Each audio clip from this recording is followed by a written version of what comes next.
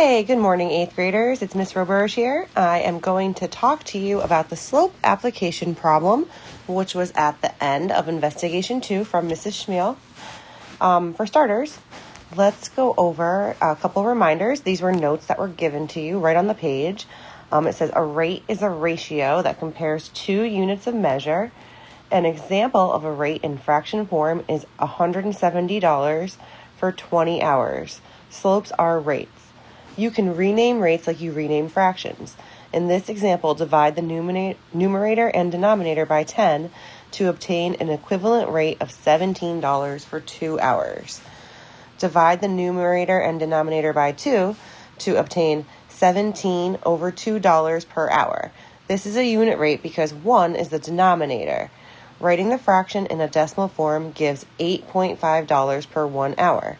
In everyday language, we would say $8.50 per hour is the rate of pay. This is also a unit rate.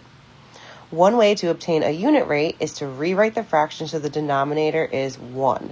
You can also think of renaming the fraction to decimal form. So those are just some notes to help you. We might not use them all in the next problem, but going forward and on your quiz, they could be very helpful for you. So let's look at this problem, and it is problem number 6.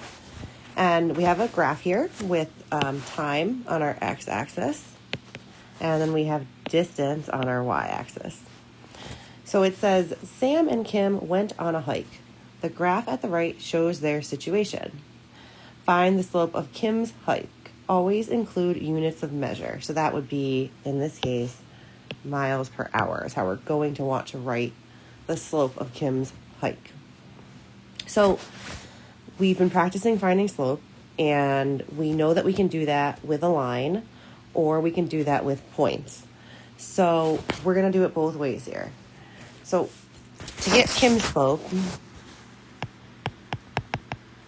I know that I can go rise over run, and I'm going to find a perfect point. So that would be a point that perfectly crosses an axis like that would, or that would. It's going to look like it's making... it has a point right there in the corner of the grids. So I'm going to find a perfect point for Kim. And I don't see it.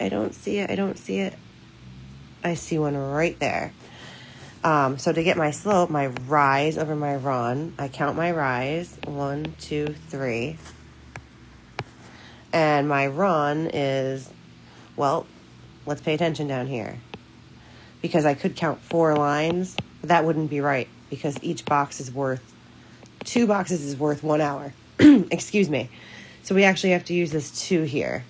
So that means 3 over 2 is the slope of Kim's line. Another way we could do that would be to do 2 points. So the points we would use would be 0, 0 because it started at the origin, and 2, 3.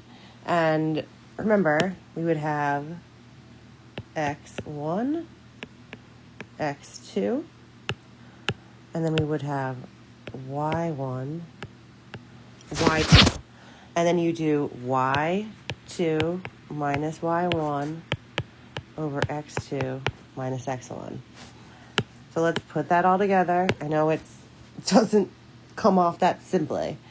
So y2 is right here. So that's 3. Minus my y1, which is here, so it's 0, over x2, which is right here, which is 2, minus x1, which is 0. 3 minus 0 is 3. 2 minus 0 is 2.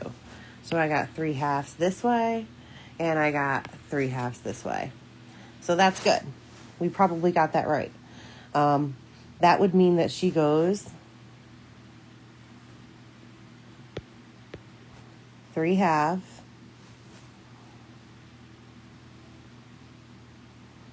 miles per hour. So she's actually going 1.5 miles per hour. That's pretty good. Good job, Kim. Write Kim's slope as a unit rate. So I got a little ahead of myself on A, as happens sometimes. So the miles per hour part, that really goes there. To answer A, it's really just 3/2. To answer B, it would be 1.5 miles per hour. And in order to get that 1.5, all I did was 3 divided by 2. If I reduced that, it would be 1.5 or 1.5. Let's do this for Sam now. C says find the slope of Sam's hike. And we can do the same thing. We just have to find some perfect points on here. So I see one here and I see one here. We can just count, rise over run. And we can also do this with points. So our rise for Sam, I see 1. And then our run, remember, this 2 box here is really just another 1.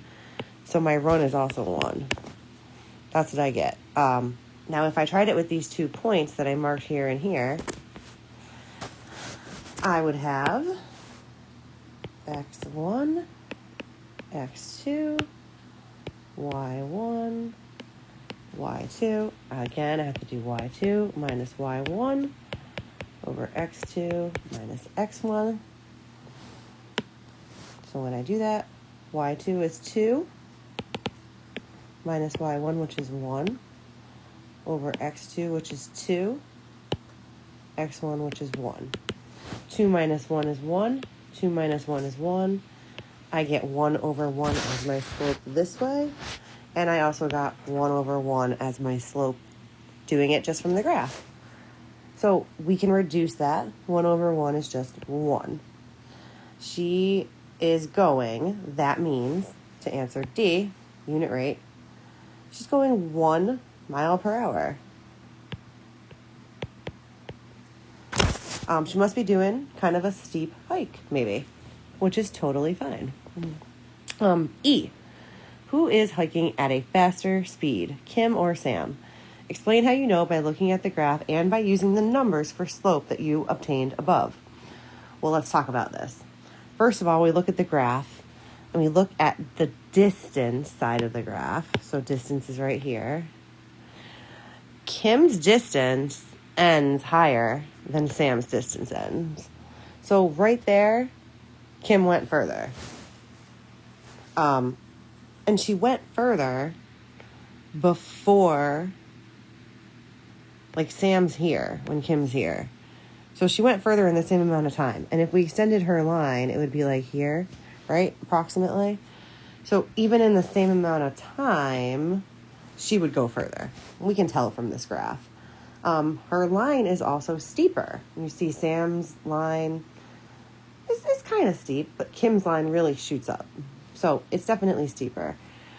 Also, we proved above with our unit rates that Kim is going 1.5 miles per hour, whereas Sam is only going 1 mile per hour.